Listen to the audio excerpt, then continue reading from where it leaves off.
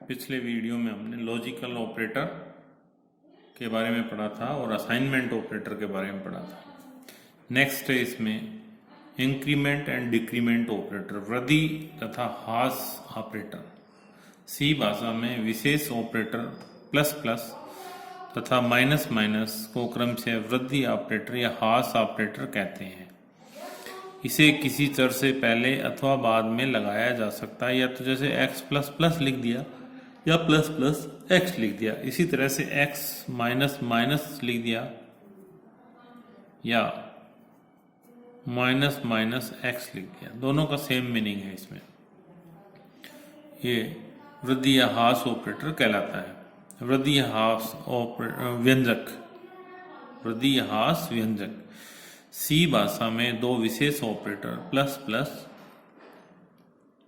तथा minus minus काम में लिए जाते हैं। यदि प्लस प्लस x लिखा जाता है तो x के मान में एक जुड़ जाता है। चाहे x प्लस प्लस x लिखें या x प्लस प्लस लिखें तो x के मान में एक जुड़ जाएगा। x के मान में वृद्धि कहलाती है। यदि हम y equal to plus plus x लें तो पहले x के मान में एक की वृद्धि होती है तथा एक की वृद्धि के बाद जो परिणाम प्राप्त होता है उसे y में स्टोर करते हैं। जैसे y equal to plus plus x लिखा हमने तो पहले तो हो जाएगा x का मान एक बढ़ जाएगा। इसको सोल्व करेंगे, ये आ जाएगा plus plus x is equal to x plus one या x plus plus is equal to x plus one, दोनों का एक ही मीनिंग है। फिर ये इसमें असाइनमेंट ऑपरेटर काम करेगा। ये असाइनमेंट का है।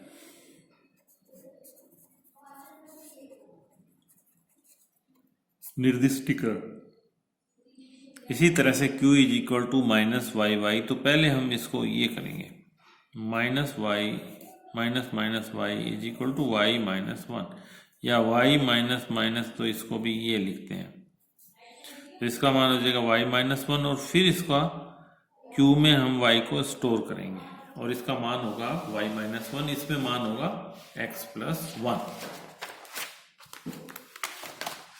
नेक्स्ट, प्लस प्लस का आशय है कि पहले x के मान में एक की वृद्धि तथा फिर यह मान x में स्टोर होगा। इसी प्रकार y बराबर x प्लस प्लस का आशय है कि पहले x का मान y में निर्दिष्ट होता है तथा फिर इस मान में एक की वृद्धि होती है। दोनों में सिर्फ एक ही फर्क है, दोनों में वृद्धि तो एक की होगी, लेकिन इसमें प्लस प्लस x लिख दें तो पहले x में वृद्धि होगी फर्स्ट और फिर y में स्टोर होगा। यदि x प्लस प्लस लिखा है तो पहले इसमें स्टोर होगा और फिर एक की वृद्धि होगी।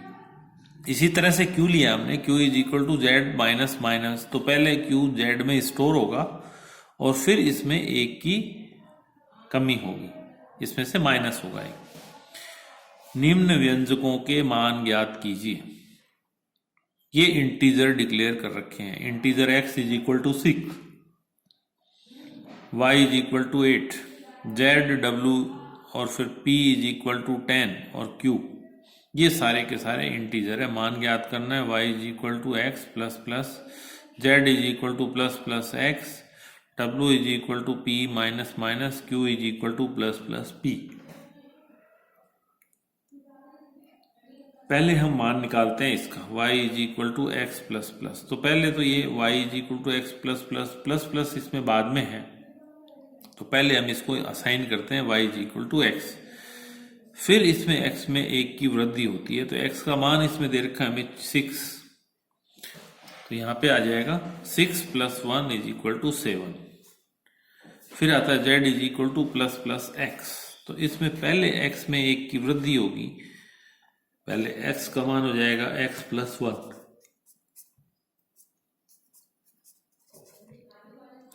और फिर इसमें ये स्टोर होगा। तो अभी तक इसका मान हमने निकाला था 7, 7 में एक की वृद्धि होगी 8। नेक्स्ट है इसमें w is equal to p minus minus, तो पहले इसमें ये इससे असाइन होगा w is equal to p और फिर इसमें एक की ह्रास होगा, इसमें एक की कमी होगी या एक माइनस करेंगे। अब w का मान है 10, ZWP तीनों का 10 है तो W का मान है 10, 10 minus is equal to 9। Q is equal to plus plus P। इसमें पहले प्लस प्लस P दे रखा है तो इसका मतलब हो गया P प्लस 1। ये आ जाएगा P is equal to P plus 1, फिर Q से असाइन होगा तो 9 प्लस 1 इज इक्वल टू 10।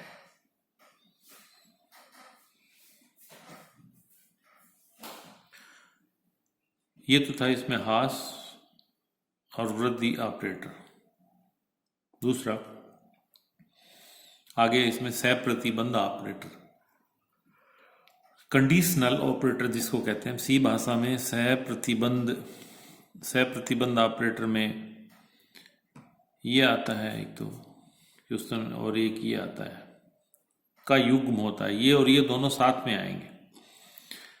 अब एक्सप्रेशन क्या होगा? सहप्रतिबंध एक्सप्रेशन ऐसे व्यंजक जिनमें सहप्रतिबंध ऑपरेटरों का प्रयोग किया जाता हो उन्हें सहप्रतिबंध व्यंजक कहते हैं।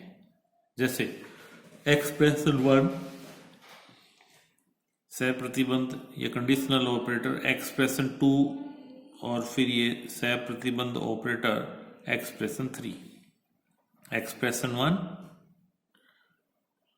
कंडीशनल ऑपरेटर, एक्सप्रेशन 2 और इसका सेकंड पार्ट कंडीशनल ऑपरेटर का, ये इन दोनों से मिलके बनता है, इससे और इससे, ये दोनों लगेंगे जिसमें भी लगेंगे। तो पहले ये आ गया, फिर एक्सप्रेशन 2, फिर ये एक्सप्रेशन 3। एक्सप्रेशन 1 का मान सहप्रतिबंध व्यंजक में सबसे पहले ज्ञात किया जाता है। सबसे पहले इसका मान निकालते हैं। एक्सप्रेशन 1 का मान सबसे पहले निकालते हैं, ज्ञात किया जाता है। एक्सप्रेशन 1 का मान यदि ट्रू हो, ट्रू को हम कहते हैं 1 और फॉल्स हो इसको कहते हैं 0 में आएगा, या तो फॉल्स होगा या ट्रू होगा। ट्रू होगा तो उसका मान 1 होता है, यदि फॉल्स होगा तो उसका मान 0 होता है।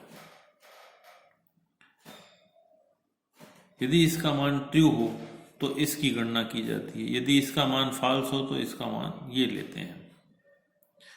यदि इसका मान ट्रू आता है तो एक्सप्रेशन 2 के मान की गणना की जाती है, और यदि व्यंजक का मान होगा यही व्यंजक का मान होगा। यदि ये ट्रू हो तो ये एक्सप्रेशन 1 ट्रू हो तो इसका एक्सप्रेशन 2 को कैलकुलेट करेंगे, वो इसका मान होगा। और यदि एक्सप्रेशन 1 का मान फॉल्स या 0 आता है तो एक्सप्रेशन 3 के मान की गणना की जाती है। एक्सप्रेशन 3 के मान की गणना की जाती है तथा यही व्यंजक का मान होता है। व्यंजक के मान की गणना में या तो एक्सप्रेशन 2 या एक्सप्रेशन 3 का मान ज्ञात किया जाता है। यदि ट्रू है तो 1, 2 और यदि फॉल्स है तो 3। एक एग्जाम्पल देखिए, निम्न सहप्रतिबंध व्यंजक के मान ज्ञात कीजिए जहां i पूर्णांक चर है।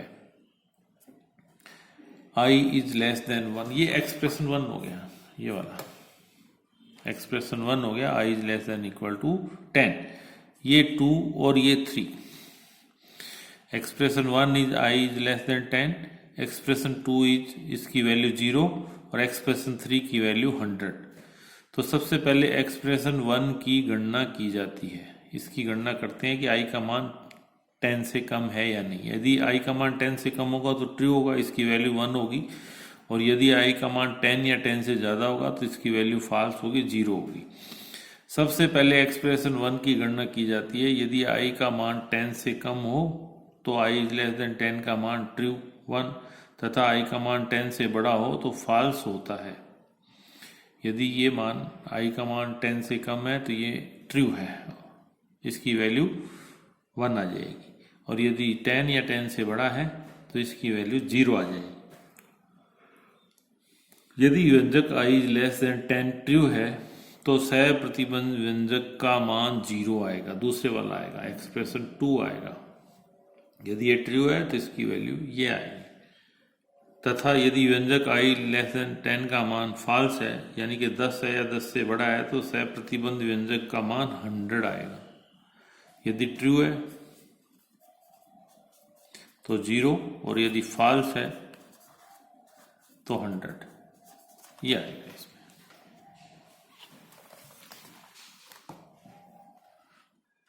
नेक्स्ट एग्जाम्पल इसमें ये है, निम्न से प्रतिबंध व्यंजक का मान ज्ञात कीजिए जहां f तथा g चल बिंदु चर है। फर्स्ट एक्सप्रेशन इसमें दे रखा है f is less then g, second expression है f, थर्ड एक्सप्रेशन है g।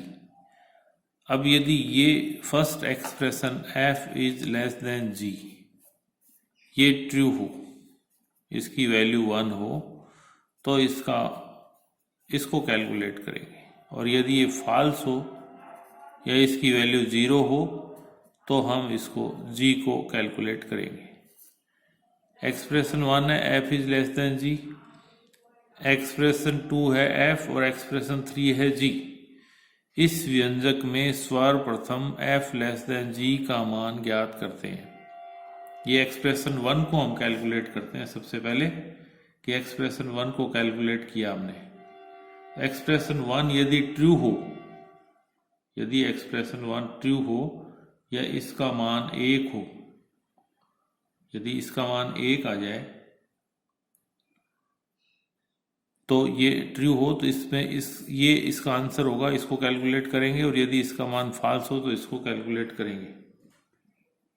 इस व्यंजक में सर्वप्रथम f लेस देन g का मान ज्ञात करते हैं। यदि f लेस देन g का मान ट्रू 1 हो तो उपरोक्त सप्रतिबंध व्यंजक का मान f होगा, ये वाला होगा, और यदि f लेस देन g का मान फॉल्स 0 आता हो तो सप्रतिबंध व्यंजक का मान g प्राप्त होता है।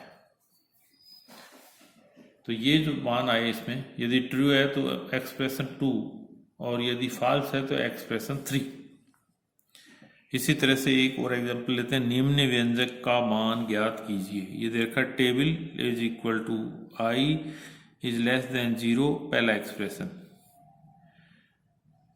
फिर ये सेकंड और ये थर्ड। तो टेबल का मान यदि ये ट्रू हो तो ये आएगा, और यदि ये फॉल्स हो तो ये आएगा।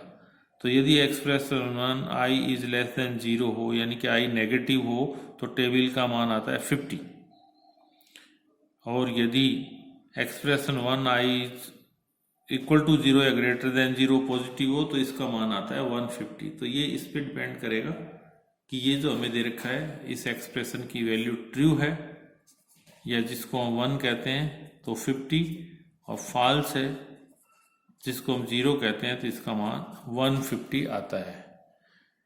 इसी तरह से और नेक्स्ट टाइम हम आगे जो दे रखे हैं बिट वाइज ऑपरेटर उसको पढ़ेंगे, राइट शिफ्ट लेफ्ट शिफ्ट पढ़ेंगे, और उसके कुछ एग्जांपल्स करेंगे।